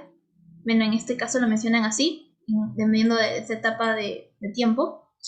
Y va a haber lo que es un crecimiento poco a poco esta sinapsis, ¿no? Donde va a haber poco a poco, y vamos a ver lo que es incluso con lo que mencionaba mi compañera Ariana, que va a haber incluso crecimiento de interneuronas. Y ya en la fase final, cuando es ya la fase crónica, vamos a ver una muchísimo mayor hiperreflexia precisamente porque están creciendo sinapsis, está habiendo un proceso de plasticidad neuronal y está generándose estas neuronas, ¿no? Y precisamente esto es lo que estaría ocurriendo. Y también incluso a nivel de los somas va a haber un incremento y va a haber una mayor cantidad de sinapsis y esto forma una hiperreflexia. Ok, gracias Carolina. A ver, terminamos con Ariana. Ariana. Sí, doctora. Bueno, basándome en lo que dije anteriormente, mi hipótesis para este caso sería de que conforme va pasando, digamos, el tiempo, las neuronas que se encuentran en el asta inferior pueden perder, digamos, la regulación del haz córtico-espinal y por tanto podría ser que también por consiguiente se pierde la regulación también de las células de Renshaw, que son células que van a recibir impulsos excitadores de neuronas motoras alfa y a su vez también pueden inhibir estas. Y bueno, como consecuencia se podría producir una actividad aumentada en los grupos de músculos que, bueno, son en los grupos de nervios, perdón, que van a inervar a músculos extensores. Bueno, esa sería mi hipótesis, doctora. Ok, gracias Ariana. A ver, este esquemita que ustedes han mostrado es un esquema que necesito que para la siguiente semana, por favor, lo revisen muy a detalle, ¿ya? Porque es un esquema que nos va a permitir desarrollar los 2 casos clínicos que tenemos, ¿ya? Entonces, lo que están viendo acá es ustedes básicamente la influencia que tiene las vías descendentes, que vamos a revisar a detalle cada una la próxima semana. tanto piramidales como extrapiramidales, ¿ok? Sobre el control motor, ¿sí? En este caso, como parte del esquema, les hemos puesto de ejemplo un arco reflejo miotático para un músculo extensor. No sé si ven ahí que el uso muscular que hemos marcado es el uso muscular de un músculo extensor. Y lo que estamos viendo es que si hablamos de este arco reflejo miotático para este músculo extensor, vemos que hay algunas vías que facilitan este arco reflejo, como son las fibras vestíbuloespinales y las fibras reticuloespinales protuberanciales, porque estas dos vías están estimulando tanto a la neurona motora alfa extensora como a la neurona motora gamma extensora, y ambas en conjunto promueven pues básicamente la acción en este arco reflejo miotático extensor. Sin embargo, van a haber otras vías que más bien se van a oponer, es decir, que no van a facilitar, sino más bien van a inhibir este arco reflejo. En este caso, estas vías que van a inhibir son básicamente las vías córticoespinales, rubroespinales y reticuloespinales, ya no protuberanciales, sino bulbares. Estas, ¿por qué van a inhibir este arco reflejo extensor? Porque todavía descendente, cuando baja hacia la médula, siempre estimula una neurona, pero por una colateral siempre inhibe a otra neurona. Sí, eso es lo que ustedes estaban mencionando ahí, por ahí decían, estas vías descendentes también tienen conexiones con neuronas inhibitorias. En efecto es así. Por ejemplo, ustedes van a estudiar para la próxima semana a la vía corticoespinal y les van a decir, esta vía es una vía que generalmente tiende a estimular a músculos flexores e inhibir extensores. ¿Cómo hace esto? Porque esta vía baja y el axón de estas motoneuronas establece una sinapsis positiva sobre la neurona motora alfa flexora, pero al mismo tiempo una colateral establece una conexión con una interneurona inhibitoria de Renshaw. ¿Sí? Y esta interneurona inhibitoria de Renshaw se encarga de liberar glicina contra las neuronas motoras alfa extensoras. De esta manera, la vía corticoespinal favorece la flexión porque está estimulando los músculos flexores, pero al mismo tiempo está inhibiendo a los extensores. Entonces, todas estas vías siempre tienen un grupo de músculos a los que facilitan y un grupo de músculos a los que inhiben. ¿Ok? En el gráfico no está directamente representado esto, pero se asume. Es decir, si esta vía corticoespinal y rubroespinal es facilitadora de la extensión, se asume que es inhibidora de la, si es facilitadora de la flexión, se asume que es inhibidora de la extensión, que es lo opuesto. ¿Ok? Lo mismo pasa acá con la vía vestíbuloespinal, por ejemplo. Si esta vía vestíbuloespinal es una vía que estimula a las neuronas alfa extensoras, se asume que tiene una colateral, que acá con una célula de Renshaw se encarga de inhibir a las flexoras. ¿Ok? Entonces, todas estas vías descendentes tienen una parte excitatoria y una parte inhibitoria, y la parte inhibitoria se da gracias a las células de Renshaw. ¿Ok? Y algunas tienen una predisposición por trabajar sobre la neurona motora gamma y otras sobre la neurona motora alfa. Sobre eso vamos a discutir básicamente la próxima semana, sobre las características de cada una de estas vías descendentes piramidales y extrapiramidales. Y a partir de esta discusión, también vamos a analizar esta parte que está en el gráfico, que hoy no la vamos a tocar porque es parte de la siguiente semana. Que es qué pasaría si aparecen este tipo de lesiones que desconectan las vías descendentes en su porción alta o en su porción baja, ¿sí? Esas líneas discontinuas negras que están apareciendo con letras A, B, C y D representan lesiones de estas vías descendentes que vamos a también a tocar como parte de los casos clínicos de las próximas semanas. Así que revisen bien este esquema. Revisen a detalle todas estas vías descendentes porque en función a esto es que vamos a desarrollar los siguientes casos clínicos. Entonces, lo que estamos viendo aquí es algo muy sencillo. A ver, el reflejo miotático tiene una serie de elementos que se integran a nivel de la médula, pero es influenciado por un control superior, por neuronas que están en la corteza, en el tronco encefálico y que regulan o facilitan o inhiben estos arcos reflejos. Ya sean extensores o flexores, van a ser regulados. Entonces ese es el problema cuando ocurre la sepsión medular, porque como explicaron varios de ustedes, la desconexión la desconexión de estas vías descendentes va a impedir tanto la facilitación, pero también va a impedir la inhibición. Y ese es el problema, porque la falta de inhibición, sobre todo a nivel de las neuronas motoras gamma, es la que va a explicar que como nadie está inhibiendo la neurona motora gamma, esta neurona motora gamma sensibilice al uso en demasía y haga que entonces el reflejo miotático se dé, pero se dé en exceso. ¿Okay? Entonces, en la parte crónica, en la parte final, esta hiperreflexia y esta espasticidad está principalmente asociada a la falta de inhibición por las vías descendentes sobre la motoneurona gamma, que permite este exceso de sensibilidad del uso muscular y que hace que el reflejo miotático se dispare, pero exagerado. ¿Ok? Muy bien, a ver. Parte de esta práctica, en realidad, cuando era en presencial, era que ustedes evaluaran entre ustedes los reflejos para que vieran, aplicaran pues a lo real lo que estaban aprendiendo sobre el arco reflejo miotático, para que entendieran que en efecto cuando yo estiro un músculo, pues el músculo como respuesta se va a contraer y va a generar un movimiento que se va a dar no solamente porque este músculo se contrae, sino porque los antagonistas se relajan. ¿Ok?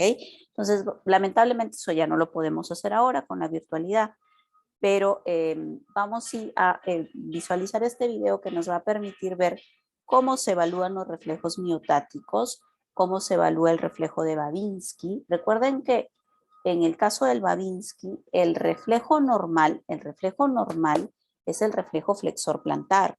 El Babinski es el reflejo patológico, ¿ok? Es decir, cuando ustedes evalúen al paciente, ustedes deben buscar el reflejo flexor plantar. Si el reflejo flexor plantar está, ustedes ponen reflejo flexor plantar presente. Y si no está, en su lugar van a encontrar este signo patológico que es el Babinski, que siempre representa la lesión de la vía corticoespinal y está asociado a la lesión de neurona motora superior. ¿Ok? Muy bien, entonces vamos a ver el video. Si desean pueden apagar sus cámaras para que puedan escuchar mejor el audio y ver mejor la imagen sin que se distorsione. Vamos a compartir por acá.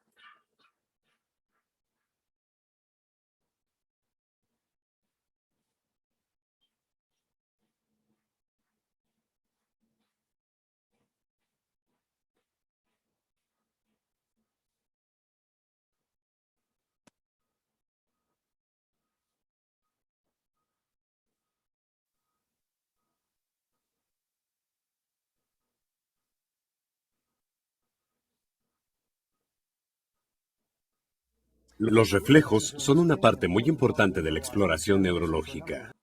¿Se escucha bien el audio? ¿Sí? Sí, doctora. Ya, perfecto. Son de gran utilidad para ayudarnos a saber en qué parte del sistema nervioso se encuentra la lesión. Y no se requiere la cooperación del paciente. Si se valora un paciente que no desea cooperar o que no puede cooperar porque se encuentra muy grave en el hospital, incluso en la unidad de cuidados intensivos, pueden revisarse los reflejos e identificar lo que está funcionando mal en el sistema nervioso. Hay 4 tipos de reflejos que reciben su nombre según su objetivo.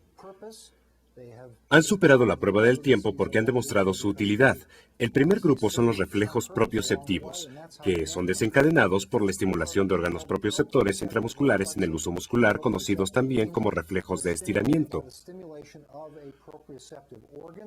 o reflejos osteotendinosos profundos. Existen 5 de estos reflejos, 3 en las extremidades superiores y 2 en las extremidades inferiores.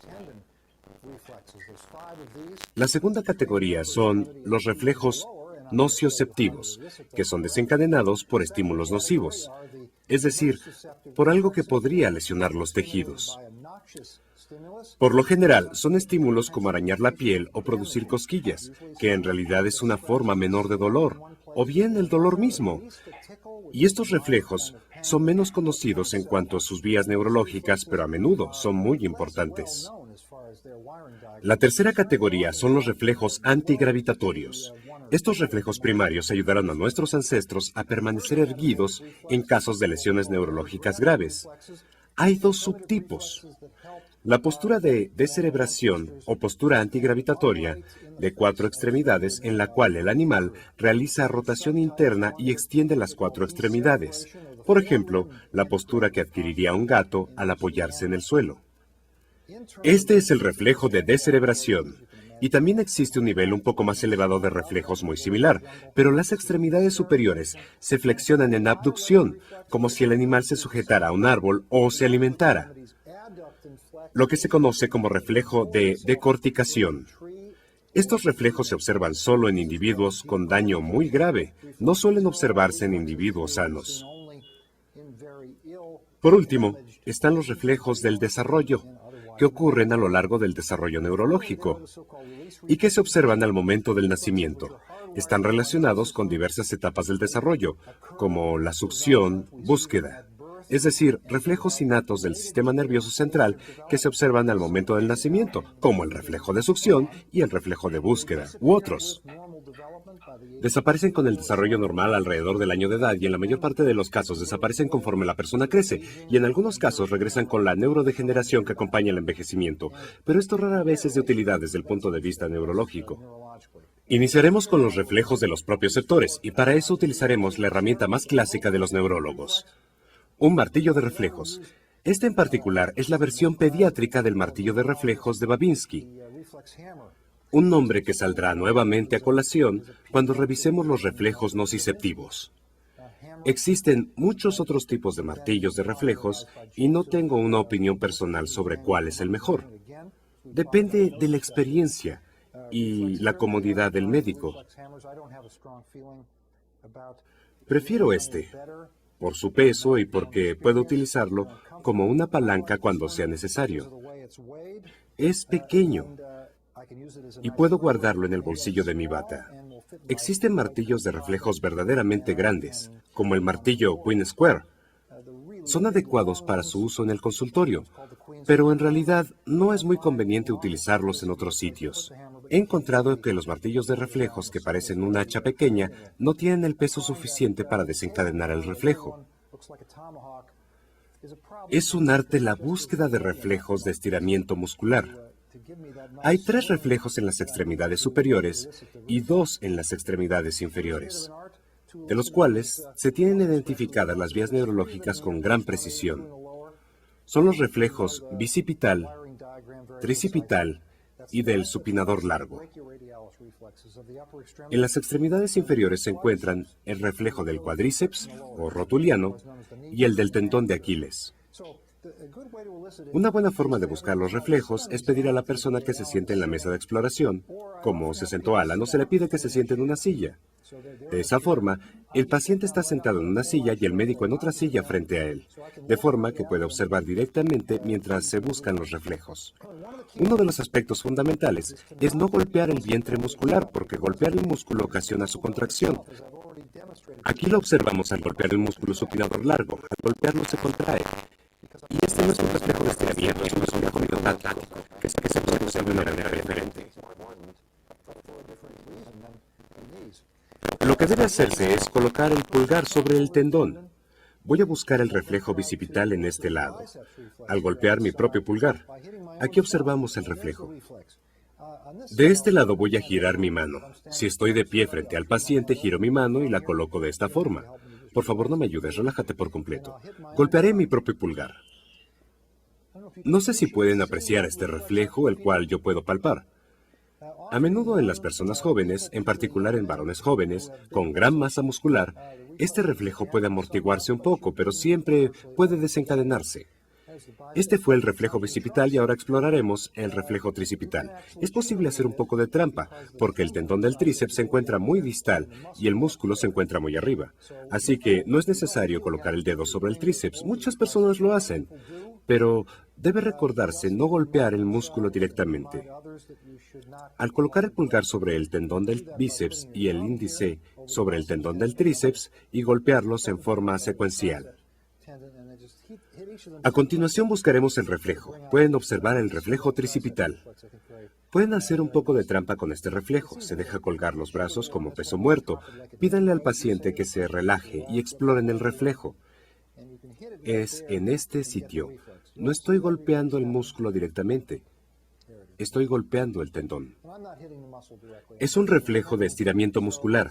Los reflejos se califican del 0 al 4. El 0 es la ausencia de reflejos. El 1 es la disminución de los reflejos. Con 2 es el reflejo promedio. 3 es un reflejo incrementado. Y 4 significa que al golpear una vez se obtiene más de una reacción, un clono. Es muy objetivo, casi tanto como la calificación de la fuerza muscular de la British Medical Council. Si asigno una calificación de 2, otro neurólogo con experiencia probablemente concordará con dicha calificación. Los reflejos bicipital y tricipital de Alan se califican con 2, son reflejos normales para un individuo joven. A continuación exploraremos el reflejo supinador largo. Si desean ser muy puristas, coloquen los dedos sobre el tendón, golpeen el tendón, pero para este reflejo también puede hacerse un poco de trampa. Se sujetan los dedos de esta forma, dejo colgando los brazos, y se golpea el tendón del supinador largo, con lo que se obtiene el reflejo. Aquí se observa. Ese fue el reflejo del supinador largo, y es un reflejo normal. Fueron los reflejos bicipital, tricipital y del supinador largo. Para el reflejo rotuliano se le pide a la persona que coloque sus pies colgando de la mesa de exploración, o bien si desean facilitar un poco la búsqueda del reflejo, pueden pedirle que coloque sus pies planos en el piso y en posición cómoda con un poco de carga al músculo, lo que facilita la búsqueda del reflejo. Veamos la reacción. Muy bien, un reflejo rotuliano adecuado.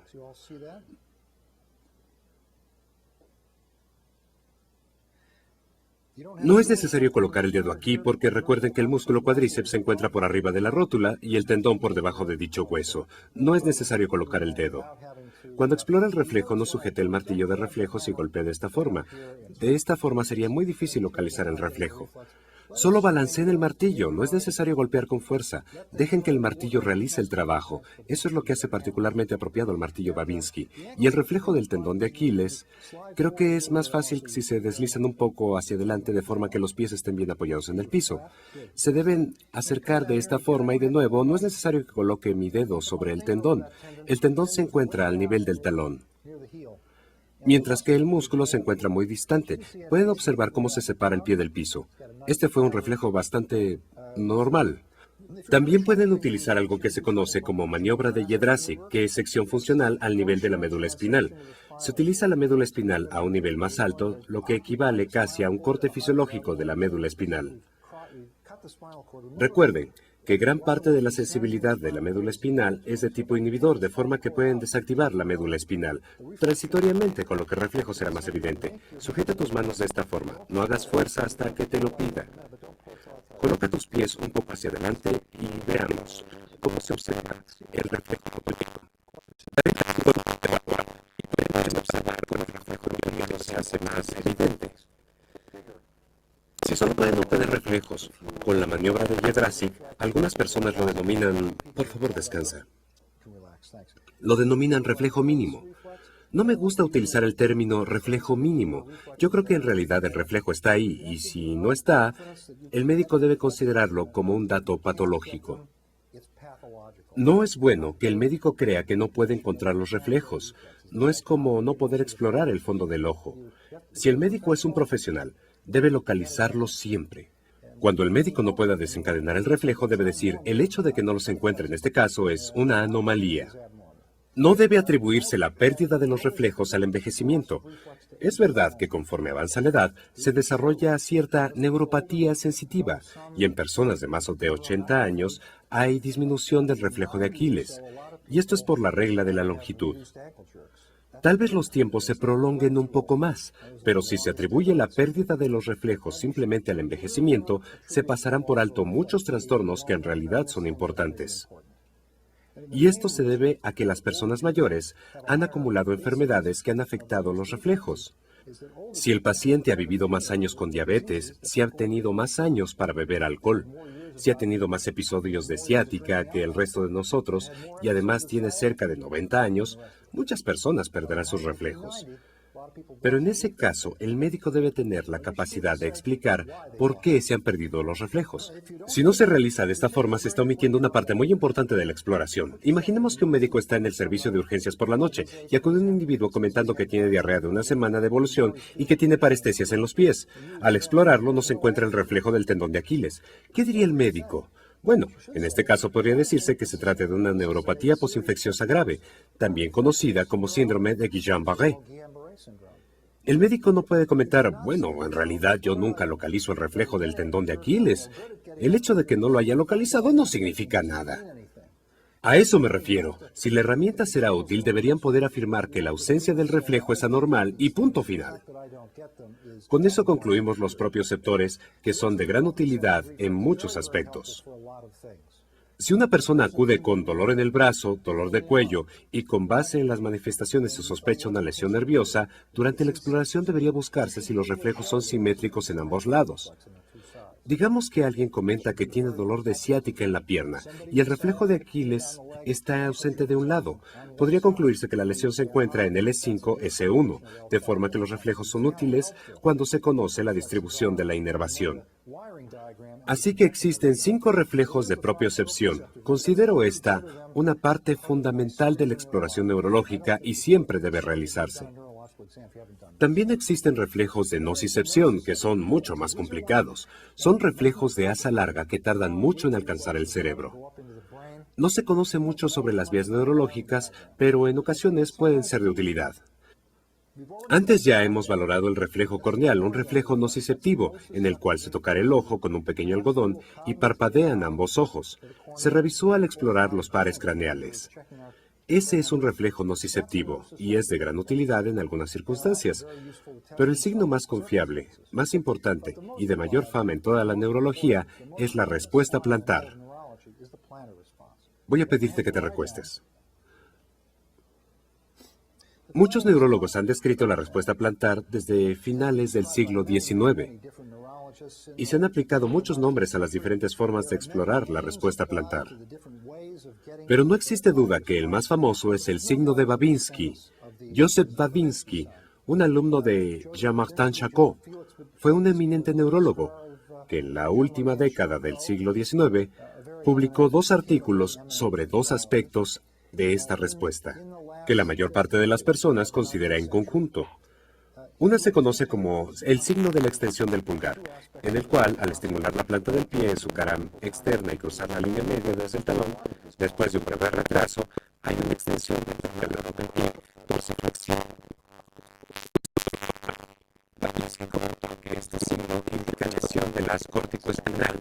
Es un signo muy confiable de lesión supranuclear del haz córtico-espinal y es el signo más confiable de toda la neurología.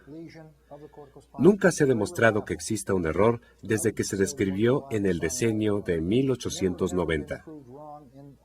En un artículo separado, describió otro signo que se conoce como el signo del abanico. Al estimular la planta del pie de la misma forma, en esta ocasión, del segundo al quinto dedo se separan. En ocasiones aparecen juntos.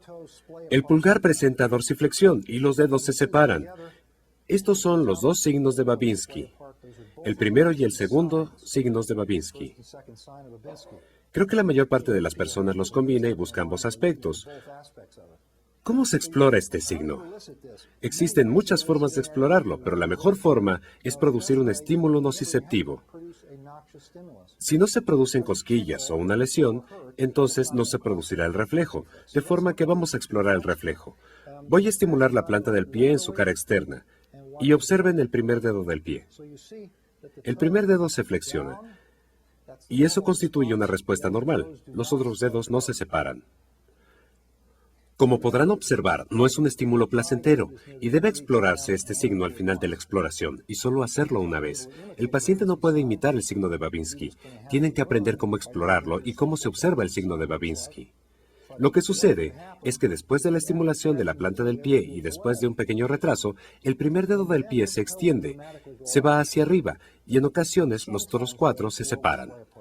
Y eso es el signo de Babinski. No pueden decir que existe un signo de Babinski dudoso. El signo de Babinski está presente o está ausente. No existe otra opción y punto final.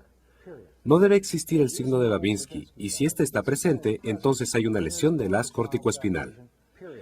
Piensen en su importancia y en su utilidad. Un paciente acude al servicio de urgencias con parestesias en los pies y el médico debe identificar si es una neuropatía o una mielopatía.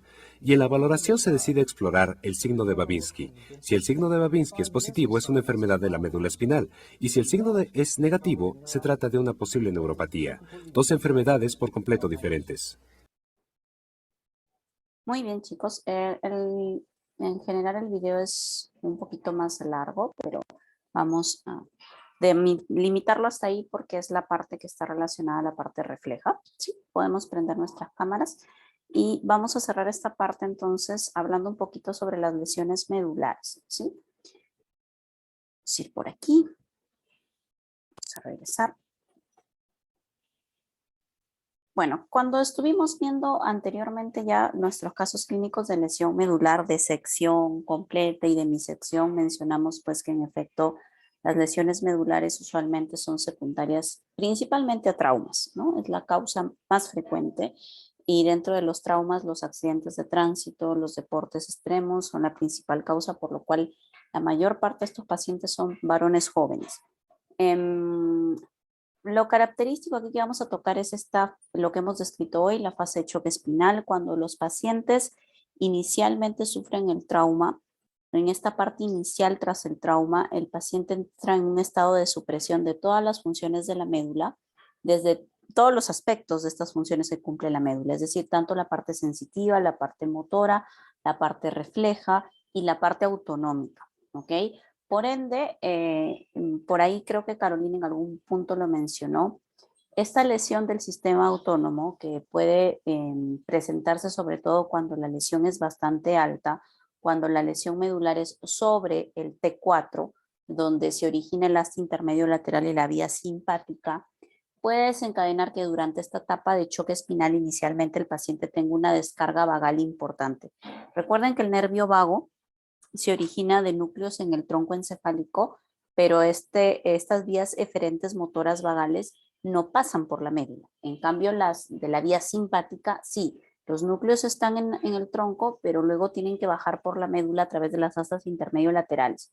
Por ende, cuando la lesión medular es bastante alta, como parte del choque espinal, se va a presentar este cuadro de una desnervación transitoria de la vía autonómica simpática con un predominio parasimpático. Y como ustedes recordarán, pues la acetilcolina del parasimpático puede inducir bradicardia, hipotensión, disminución de la frecuencia respiratoria, entre muchas más complicaciones que a veces hacen que el paciente con lesiones medulares altas fallezca en etapa de choque espinal básicamente por esta alteración cardiovascular. Sí, esto es para recordar un poquito, si ustedes recordarán cuando han explicado sobre el reflejo varoreceptor, nos han explicado que hay núcleos de control cardiovascular en el bulbo y que en efecto la vía simpática, pues estos centros de control de la vía simpática conectan directamente con el asta intermedio lateral que está a nivel de la médula torácica. Por eso si la lesión es sobre esta médula torácica, es muy probable que el paciente presente disfunción autonómica como parte del cuadro de choque espinal. En etapa crónica, el paciente recupera progresivamente los reflejos. Esta recuperación de los reflejos va desde la parte distal hacia la parte más proximal. Y justamente en relación a eso es importante que recordemos de algunos reflejos autonómicos que están relacionados con la parte sacra. A ver, durante la fase de shock, el paciente hace una vejiga neurogénica, pero una vejiga neurogénica flácida, hipotónica, ¿sí? Así como el paciente pierde la tonicidad en el músculo esquelético, también pierde la tonicidad en el músculo liso por la disfunción autonómica, ¿sí? La vejiga en la fase de choque espinal es una vejiga que está como un globo flácido y no tiene la capacidad de contraerse apropiadamente porque, como han explicado ustedes, y vamos a irnos un ratito acá a nuestros esquemas de el arco reflejo miccional, la micción requiere que los segmentos sacros parasimpáticos descarguen acetilcolina sobre receptores muscarínicos que están en el detrusor para que el detrusor se contraiga, ¿no? Sobre receptores M3. Pero si la médula está sin función transitoria, esta descarga desde estos segmentos sacros no se va a dar y por lo tanto el músculo detrusor no se va a contraer. Entonces, aquí básicamente por debajo de la lesión, la parte sacra que está en este estado de shock no produce las descargas parasimpáticas. Entonces, durante esta fase de shock tenemos una vejiga que se llena, se llena, se llena y solamente elimina orina por rebosamiento. Es decir, cuando ya está muy llena, deja salir la orina por escape. Pero cuando ya pasamos a la fase de crónica, pasamos de un estado de vejiga flácida a pasamos a un estado de vejiga espástica. ¿Ok? Aquí cuando se recupera la actividad, estos segmentos sacros empiezan a descargar en exceso señales parasimpáticas y más bien hacen que el detrusor se vuelva un músculo hiperactivo y entonces ahora el paciente tiene el problema de que rápidamente con pequeños volúmenes la vejiga se llena, se estimula el parasimpático y se produce el escape de orina porque hay una contracción mantenida del detrusor. ¿Ok? Entonces pasamos entre estos dos estados de una vejiga neurogénica flácida a una vejiga neurogénica espástica. ¿Okay? Y ambos problemas pues afectan la vida del paciente, ¿no? Porque en uno, él no puede controlar básicamente en qué momento evacúa la vejiga y en el otro lo mismo, ¿no? O sea, la vejiga se está evacuando de forma constante y el paciente no tiene la capacidad de retención urinaria. Entonces, justamente como, a ver, vamos a irnos acá. Justamente como además del reflejo miccional, existen otros reflejos que se integran en la porción sacra, como es el reflejo de defecación, que ustedes han aprendido también en Morfo 3, y ustedes recordarán, cuando el sigmoides y el recto se dilatan, la presión que se genera a este nivel es una señal sensitiva que estimula la médula sacra para que la descarga parasimpática promueva básicamente la contracción de esta parte distal del colon y del recto, y promueva también la relajación del esfínter interno y externo, siendo el externo voluntario y el interno de control parasimpático. Y se produzca la defecación. Entonces, durante la fase de choque espinal, este reflejo sacro de defecación también se pierde y durante toda esta fase de shock los pacientes tienden a retener las heces, hacen un estreñimiento muy severo que muchas veces lleva a que necesiten que se les aplique enemas para poder eliminar las heces. Y este reflejo se recupera cuando el paciente recupera la función ya en la etapa crónica. Muchos de los pacientes recuperan ya el proceso de defecación y recuperan también otros reflejos, como por ejemplo el reflejo bulbocavernoso, que también se integra a nivel de los segmentos sacros, S2, S3. En este reflejo se dice que la inervación de la región del pene y de la región perineal está relacionada con los mismos segmentos medulares que la inervación de la región perianal. ¿Okay? Entonces, en este reflejo, característicamente en varones, cuando nosotros estimulamos el esfínter anal, podemos inducir una erección en el paciente, o cuando nosotros comprimimos el glande o el cuerpo del pene en la zona de los cuerpos cavernosos, se produce una constricción refleja del esfínter anal. ¿Ok? Entonces, justamente como la médula se recupera siempre de distal a proximal, la evidencia de que el paciente está saliendo de la fase de choque espinal y está pasando a la etapa crónica es el hecho de que reaparezcan estos reflejos. El reflejo de micción, el reflejo de defecación y el reflejo bulbocavernoso, ¿sí? Hacer un tacto rectal en pacientes varones o mujeres y demostrar que ya hay control del esfínter anal interno representa que el paciente ya ha salido de la etapa de choque espinal. ¿Ok?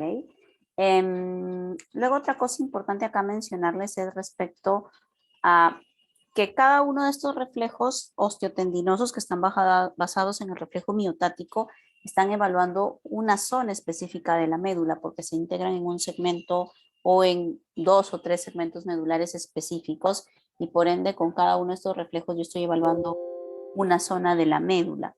Así que es muy importante esta evaluación bilateral como vieron en el video y yendo siempre de la parte distal a la proximal para identificar más o menos a qué nivel está la lesión medular.